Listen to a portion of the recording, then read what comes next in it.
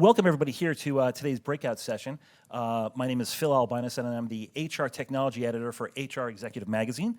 We cover a number of topics that are being presented here today, so I was really excited to be invited to today's panel. A little housekeeping. We'll be asking the audience for some questions, and we'll also be mindful of the time. So without further ado, I'd like to basically start the panel, what the post-pandemic recovery will look like, by introducing our panel and asking Ted to introduce himself, tell us what his remit is, and then hand the baton over to John. So Ted, can you tell us your title and what your mission is? Yeah, I hope this is on. Yeah, absolutely. And thanks, Phil. Thanks to everybody for attending today. My name's Ted Patchet. I'm a partner at Mercer. I serve two roles there. I'm a senior client manager, manage 9 different client relationships for us, 6 tech companies, university, a children's hospital affiliated with that university, and a bank. That's one role I play. The second role I play is I'm our global technology industry leader.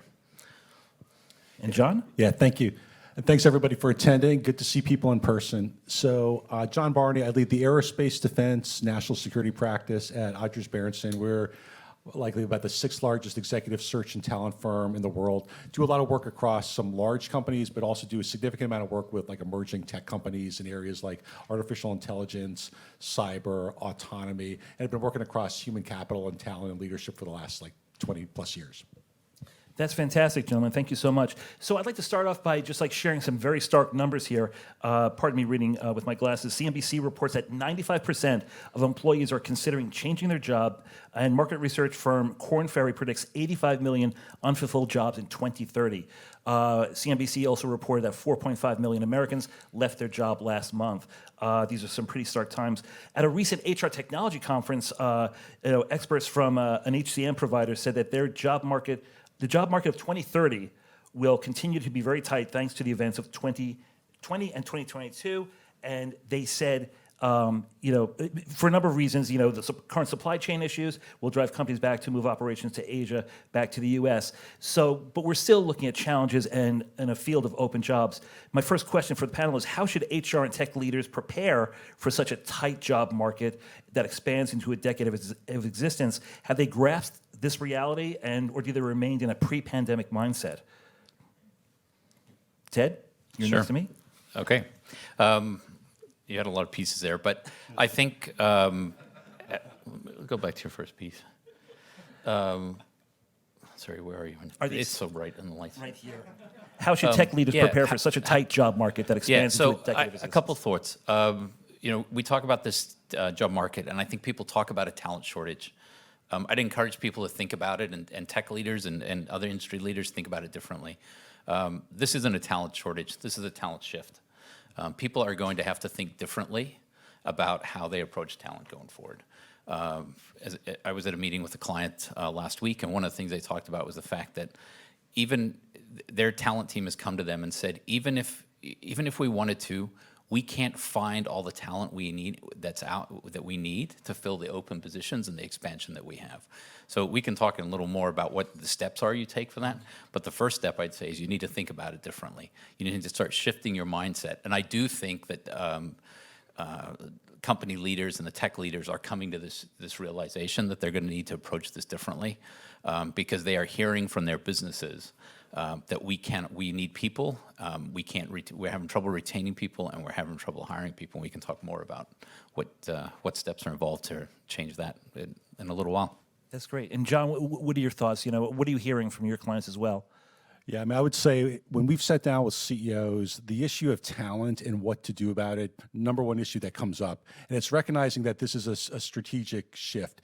I look at it as you kind of cross the Rubicon in terms of the way talent is going forward and where it was, and we're not going back. It's something I'd say profoundly different. So when we talk to CEOs, what they're saying is, I don't know what to do with my employees going back, and if you've grown up your entire career working in an office, well, it's a big shift to say, well, I'm comfortable permanently having people work remotely. Airbnb's, pretty profound, going out there saying people can work anywhere. But if you sit down with CEOs, they're really wrestling with this in a profound way.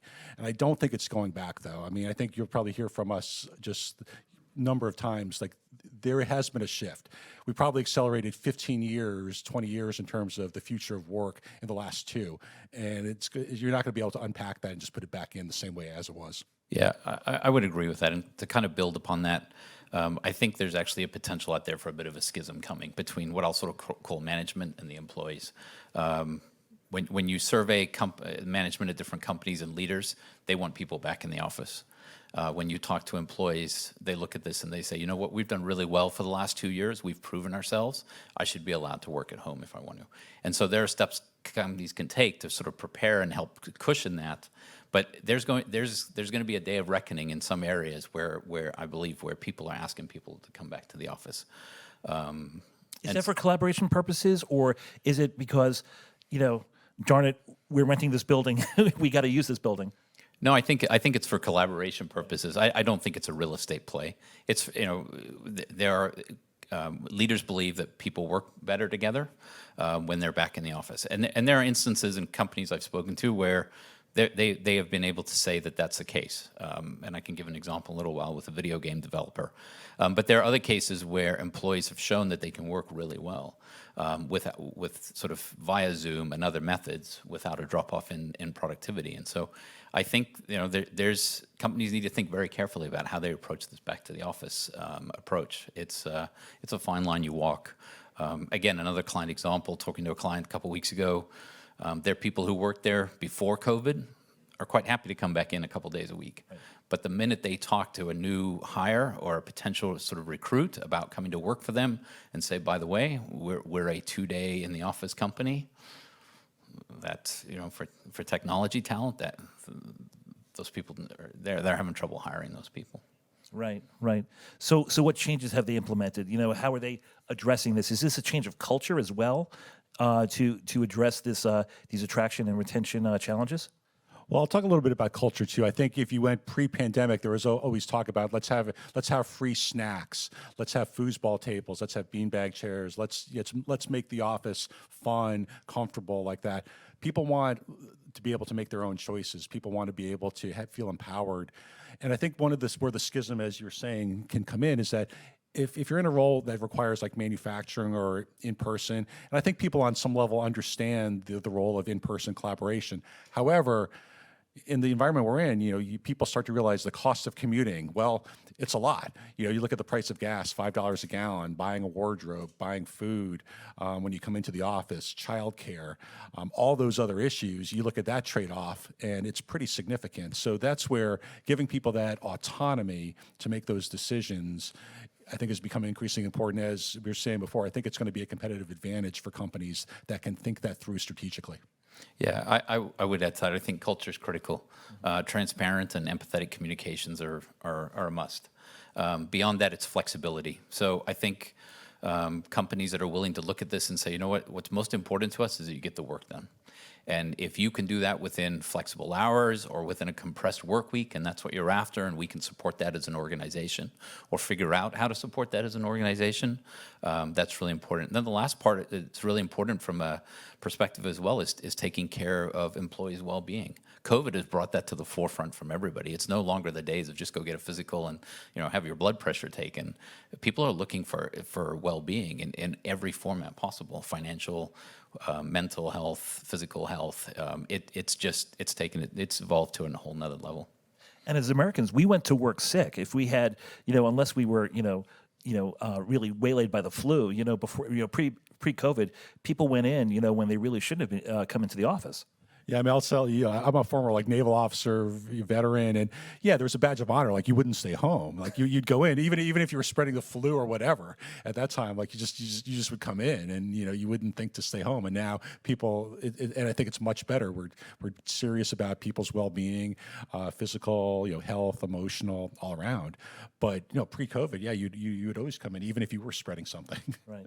But it sounds like there has to be a level of trust from the employer to the employee, and vice versa, that the employer is taking their health and well-being seriously, and from the employer that their talent is actually doing the job and is basically fulfilling their responsibilities. So there has to be a culture of trust there.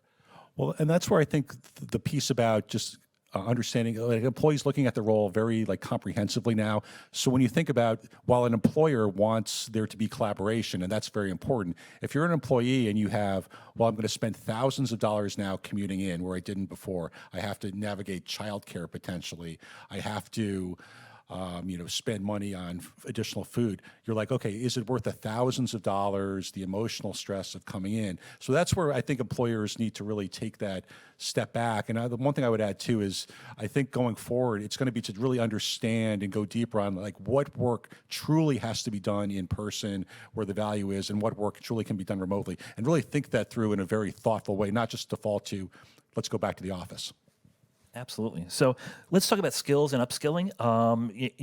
At my magazine, we hear more and more about skills as opposed to filling positions for a certain job title. What are the challenges moving towards a skill-based workforce? Will requiring a master's degree and 5 years of experience for junior roles, is that out the window now? It's another mindset change that companies are going to have to approach. So in terms of the barriers, I think about it from several different areas as I look at it. One is you have to understand what the skills are that you have within your workforce. So I think in the opening keynote speech, the comment was used of unlocking the balance sheet. You have to understand that. But the other piece around this is it's absolutely critical that HR and the talent team is a strategic business partner. They can't be any more sort of the shoulder to cry on, or the person to scream at when you don't have people. They need to be sitting at the table with you, because they need to understand what your business sort of objectives are, because you need to be able to identify from that what are the skills we're going to need down the road. From there, you can then look at, okay, let's assess what are the skills we have today. Where are our gaps? Can the workforce we have today, can we get them there? Or are there things we need to change to get them there? Because ultimately, at the end of the day, the company that's going to win is a company that understands what they have on their books, what the gaps are they need to fill, and starts to set down that path now. The other challenge around this as well is just, we talk about different HR systems and technology. The other challenge about this is navigating through the HR technology. HR technology today is designed for jobs. It's not designed for skills. And so that's something that companies are trying to work through and figure out as well. Well, John, it's really interesting, HR technology being designed for jobs and not for skills. So it sounds like it's not just a mindset change. There's also a technological change that has to happen as well inside firms. Yeah, I agree. And I think it's important to kind of understand. I was kind of struck by the opening comments, just thinking through your talent pool from a very comprehensive and skill-based way. And I'll give you an example from a skill standpoint too, where I think employers haven't really caught up with where the world actually is. In the sector I'm in, often like aerospace, defense, national security, sometimes there's some certifications that are required for roles. But as it turns out, in some cases, people have the certifications. They may not have an undergrad degree or graduate degree, and that completely eliminates them. Now, the reality is that person is perfectly suited to do the job. They're perfect. But because of outdated ways of thinking about skills, they're just ineligible. And the reason is it gets back to the internal systems where there's checking a box that says, do you have a master's? Do you have an undergrad? And because you can't check that box, they don't move ahead. But in reality, from a skills standpoint, there's multiple people who can do the job. Go ahead, Tim. No, I was going to say, I think the other part around this is, we talked about the talent sort of shift. And one of the things that companies are going to have to do is they're going to have to start going out and finding what I'll sort of call the hidden workforce. And so from some information that Mercer's put together, we believe there's 27 million people out there that are kind of hidden in the workforce that you wouldn't think about. Those people probably aren't going to be 5-year degree people, but they are going to have the skills that you need, not in every position, but they're certainly going to have the skills you need. So again, as you think about this and you go through it to the technology perspective as well as the mindset, you're going to have to look at it and say, you know what, does this person have the 3 core skills that we need? And they can be soft skills, they can be hard skills. If they do, can we bring them in? Can they help us? Versus, you know what, I can't go any further because you don't have a college degree. I wrote about the workforce of the future recently, and the author of a book about this very phenomenon said that when HR and talent acquisition professionals interview current employees, people who've worked at the company for years, and ask them, how many skills do you have? They said, the person would say, I have about 7 skills. But when they actually listed them down, it was more like 22. So it's not just the company that doesn't know the hidden skills. It's actually, the employees themselves. Yeah, I mean, I completely agree with that too. It's funny though when you talk about future workforce. Like I remember doing kind of consulting projects in like 2018, 2019, and everyone's thinking through what the future workforce is. Well, like we're here, like it is now. And what we were talking about, well, maybe 15 years down the road, we're going to shift towards more remote. We're going to look at a skills-based view of the organization. Well, that's actually just happened, and it's just, I think psychologically organizations just haven't fully got there yet. But in terms of like where employees are looking at this, it's already happened. Right. Yeah, I would just augment what you said. I think in terms of what you're talking about and what the statement you posed, I think that's spot on. I was reading something the other day that said the average employee only realizes sort of 42% of the skills they have at a given position. So it's not even a situation that you're not talking to employees about what is it that you do, what do you do, and it's on the employer side. It's actually on the employee side as well. Right. The people just don't realize just how varied all the tasks are that they perform. And if they don't know and the employer doesn't know, how do you figure out what it is that your workforce needs? And that's where you partner with organizations like Outfold, supplemented with bringing in other companies to support that to be able to help you. I don't want to out myself or reveal my age, but when I had my paper-based resume, skills were at the bottom, and it sounds like they're going to be at the top of the resume these days. Yeah, I mean, where we see this, like we'll recruit like senior leaders in like at the CEO, president level at organizations. And some of the kinds of skills, though, are ones that are even maybe a little harder to sometimes discern. They're ones such as like agility. Like in the past couple of years, you need an agility, people may have different interpretations, but its ability to like pivot quickly, respond quickly to, chaotic situations, things like that. It's also like empathy and being able to kind of reflect those kinds and understand if someone has been able to demonstrate that. So I think with skills, it's profoundly important. And I also think it's one where I think we need to just do more understanding of people's skills. Do they have those skills? But when we've interviewed people for roles, agility comes like top of mind, and empathy are two that have just been profoundly important in the last couple of years, and I think going forward. Yeah, I interviewed an Army officer, and he said it's really hard to translate the skills as an artillery officer when you're delivering ordnance, miles away from the source. Just like, okay, but there's, you're leading a small team, you have goals, you have literal targets to hit, things along those lines. So there are skills that can be transferred. Yeah, I mean, there's some, again, as a former naval officer, there's certain skills that you have. Like, ultimately, I knew how to drive a ship. So when I was getting out of the Navy, the thing I was most qualified to do was to probably, be on a container ship and drive that, as opposed to go into the private sector. But behind all that was, I'd led 100 people, so I knew how to lead an organization. I knew how to deliver, projects that involved like safety and security in a very timely way, integrity, things like that certainly come out. But if you looked at my skills and we're the military, it's great to hear what DIU's doing, for example, because when I got my skills kind of assessed when I left the military, I was going to be a tugboat captain. And I would love to be a tugboat captain, but I chose to go a different route. But that's how my skills kind of lined up. But in reality there were a lot of leadership skills that were behind that. And I think that's where you kind of understand what your job is, but also kind of pull back and figure out what the skills actually are. How hard was it to adjust to having meetings start in the military at 0900 and in business starting them at like 0915, 0917? Well, when I was at the Pentagon, the meetings would start at like 0500. I mean, it was early, and I called everybody sir and ma'am. So that was a big change when I went off to grad school. That's incredible. So let's talk about talent attraction, talent retentions. What changes are we going to see in the post-pandemic workplace? How do they implement to attract new talent and retain talent too? Because talent is leaving. The number of LLCs that have been registered has gone through the roof. There's millions of those. So people are venturing out. They're starting their own LLCs. They're working for themselves. Some people are pausing. Some people are taking care of family. How do companies use AI? How do companies use technology to help retain, key talent that they can't lose? Yeah, I would point as one of the key factors to building out an employee value proposition. And I think it's different. It's more dynamic than what we used to build in the past. And I think there's really sort of three sort of blocks to it. It's almost, if you will, a pyramid starting with the base. You have to be competitive. There's a core level of where you can be. Pay is not going to be it alone. You will never win on pay alone. But you have to be competitive from a comp and a benefits perspective. And so I would sort of say you have this competitive baseline of the triangle. From there, you have to differentiate. So flexibility, and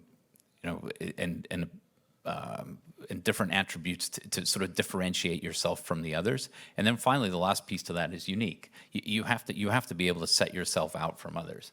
Everybody has, and every tech company has spent tons of money on development programs, on benefits, on what they pay. And in most cases, all of them offer very much the same thing. The difference is the company that can turn that into a value proposition that an employee can look at and embrace is going to succeed from a talent perspective, because you will never win on pay alone. So you have to be able to set it out and look at someone and say, you know what, I really like what I have here. Someone may offer me more money down the road, but it's worth it to me to stay between culture, the benefits that I'm offered, my pay. When I put all of this in totality, and I see it, I understand it, I embrace it. That's how I win the talent, how you win from a talent perspective. Interesting. John, can you share on that? Yeah, I mean, I strongly agree with Ted on that one in terms of looking at it in a different way. You know, I do think looking at the cost benefit, employees are doing that. I mean, I've had specific conversations with both my colleagues and then with clients, when people are saying, you know, I'm trying to understand like the cost of coming into work versus staying home and what the path looks like. But I think where the organizations, HR, C-level leadership needs to be able to communicate that to employees too, to say, okay, here's the value. So it's a different way of communicating with employees. It's not just, here's your job. It's, well, if you have flexibility, you're going to save $5,000 a year, you know, to your own personal bottom line. Or as an organization at an enterprise level, if we let people work remotely, we're going to save X amount with travel. So I think having those kinds of discussions from a very kind of bottom line standpoint is important too. Just as well. So. Interesting. I'd like to talk about just collaboration and also networking over Zoom. You know, Zoom is well and good. You know, I went to a Zoom-based baby shower. It was kind of interesting. It was okay for a colleague. But how do you network over Zoom? How do you collaborate fully over Zoom? In our prep call, you know, Ted, you spoke to somebody at a video game, company, and they had some strong opinions about Zoom. Yeah. So a couple thoughts here. John and I were actually just talking about this very thing outside the room and talking about how we work today and where we are. I think people network over Zoom very much with the same mindset approach to how you networked before Zoom. It's just, instead of doing it in person, you reach out and communicate to somebody and you set up a discussion via Zoom. And I think it's just, it's evolved there. I started at Mercer in March of last year. My whole interview process was done by Zoom. I've been out and seen 2 clients in person. All the others I've met, and I've started to build relationships through Zoom. So I think while people may have sort of tried to push back on that pre-COVID, I don't think they've had a choice. And even people where companies are coming back to the office with your clients, you're still in a world where many of the discussions are mandated to be by Zoom. So I think from that perspective, you don't have a choice. And Yeah, it's funny. We were just talking about this, and I'll just two quick anecdotes on this one. I mean, first of all, one thing we've done just as an event is we do monthly roundtables with senior leaders across the globe in our markets. We call them like roundtables, and we have 10 or 15 executives, and they're great. People love them. And I think what I found with some of Zoom and Teams is while it's not as good as in person, it's kind of good enough. And I think that's the lesson I found. And the other anecdote was this. Right early on in COVID, we were running a search for a president of a public company. And the hardest part when doing a search after you identify the candidates is getting people in front to meet because everyone's traveling. So April of 2020, we talked to the CEO of this public company, and he says, well, I kind of like 3 people, but why don't I talk to 6? Can we set that up? And sure enough, the next week, all 6 people talked to him via Zoom, and it worked great. To have done that pre-COVID, it would have taken like 2 months to make that all happen. So like the lesson there was our process for getting the search done accelerated by like a month and a half because we were able to do that via Zoom. Now, was it as good as in person? No, but and then did the final person ultimately meet in person? They did, but it was good enough to kind of get through the process. So I think that's how I would look at it as, would it be better to meet in person? Sure, but for everything, Zoom and Teams is pretty good. It certainly is. Ted? Sorry, I want to add one thing to that, which ties back into something else we were discussing, and that is the pace at which you need to bring talent on board these days. The days of, well, we'll fly you out here, and then we'll fly you out there 2 weeks later, and then we'll fly you here, are over. Every candidate out there is getting multiple offers. And so you need to be able to move nimbly and you need to be able to move quickly. And again, as you think about HR technology, part of that is making sure that you have everything in place that you can get offer, you can evaluate talent, you can interview them, and the people you want, you can get offers out to them very, very quickly. So how has the hiring schedule collapsed? Are we talking from months down to weeks or down to a week and a half? Do you have to pounce? It's almost like getting an apartment in New York City. You have to come there with a bundle of money. Yeah, I mean, I'll tell you from an executive search standpoint, I mean, we've accelerated the process from what would take probably, 2 months to get candidates in and having the first set of discussions to doing it in like 2 weeks. I mean, so it's been a profound shift, and that's not going away because, again, it works well enough. Still people, at least in our sector, in the end, people do kind of want to meet at the very end just to have that connection, although they don't have to. We've done searches where that doesn't happen, but they do ultimately want to meet. But yeah, we've accelerated, I would say, from probably 6 weeks to 2 months getting everybody in to meet in person to probably 2 weeks, and also the research piece. And as Ted was saying, everyone has multiple offers, so you got to find people, get them in front, schedule it, and do it super fast. So I'd say, and that is not going back. It's not like a client's going to say, well, we're fine waiting 2 months. Like, no, I mean, it has to happen fast. Have you lost wonderful candidates because they had better offers, and that responded quicker?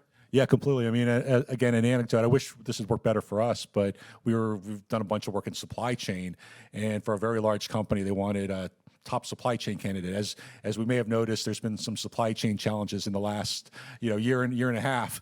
So really good supply chain people are kind of in demand with about 4 or 5 different offers. And this one, like you were saying, wanted them to meet 6 different people, fly around, and then they had multiple offers, and it really wasn't even close. This is their moment, huh?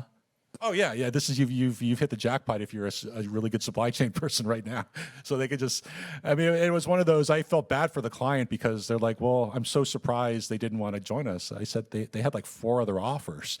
Yeah, I think what John's talking about, because again, we were talking about that, and we were talking about something similar with someone who was located in a certain area, and the company looked at it and said, no, we want them here, and he had to push back and say, you will not find what you're looking for in the area within which you're seeking someone.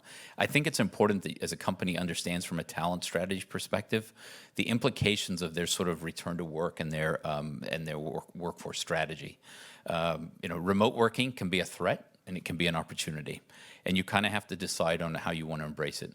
For companies who traditionally have had a footprint and said, we have a lock, like a land lock on that footprint, remote working is a tremendous threat to them, from the perspective that other companies that are now willing to say we'll drop the footprint requirement and we'll find the best talent wherever it's located are now going to find companies going after that talent. And companies like John's are going to know where those people are, and they're going to look at this and say, you know what, this company doesn't need you in the office, and they could use someone like your skills, and the discussions are going to start from there. And the company, unfortunately, who they're working for today isn't going to know about that until it's too late. Very interesting. Very interesting. We're at the 2-minute mark. Less than. Do we have any questions from the audience? Is there anyone who'd like to lob a question up here? If you want to raise your hands. If not, I'll just ask if there's. Okay. We have basically 90 seconds left, so I'm going to ask a quick lightning round question. What will How will employers get people back to the office? I interviewed an expert, and they said it's going to have to be a reason to come back in the office, almost like an event. There's going to have to be a long-term planning meeting. It's going to be catered. There's going to be travel schedules involved. What is the reason for employees to return to the office in the post-pandemic environment? I think if I had to summarize it very quickly, I would say people coming back to the office will come back in a couple days a week, and you'll try to find a day around which you will have some kind of event-based occurrence, be it social, be it a team meeting, a strategy planning session. That will be how people will get back into the office. Yeah, I agree. I agree. It's not. It's if you mandated it and there's work can be done remotely, it's going to be tough. But yeah, it's going to be like a lunch, a planning meeting, something that's social. And I'll just give you one last anecdote of just how maybe profound it is across different markets and working remote. Like I do a lot of work in aerospace defense, where work's done often with manufacturing, building planes, ships, tanks. Secure facilities, but even jobs like that, a lot of those companies, a lot of the jobs can be even done remotely as well. So I think like functions and things like that. So I say all that because ultimately it's going to mean you're going to have to find a reason to come in. If somebody knows that they have to make something, they have to come in. But if they don't, you're going to have to make a case for them why it makes sense for them. So it's not just bagels in the break room. Not just bagels in break room. Well, I want to thank our panel for speaking with us tonight. You've been a wonderful audience, and I feel that this has been a wonderful session. And I want to thank Eightfold for inviting us out here today. Have a wonderful rest of the day.